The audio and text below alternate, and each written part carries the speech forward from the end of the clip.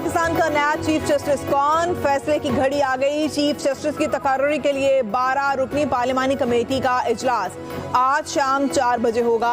Committee पहले इजलास में चेयरमैन का इंतखाब करेगी।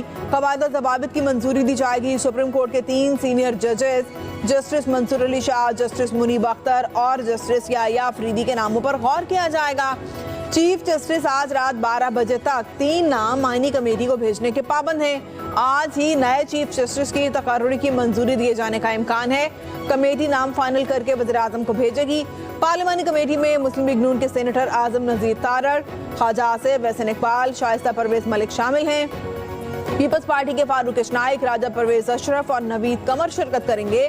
सुन्नी इत्तेहाद काउंसिल की जानिब से बैरिस्टर गौहर, साहबजादा हामिद रजा, पीटीआई की जानिब से बैरिस्टर अली जफर कमेटी के रुकन बनाए गए हैं। जेयूआई के कामरान मुर्तजा, एमकेएम की राना अंसार कमेटी का हिस्सा हैं।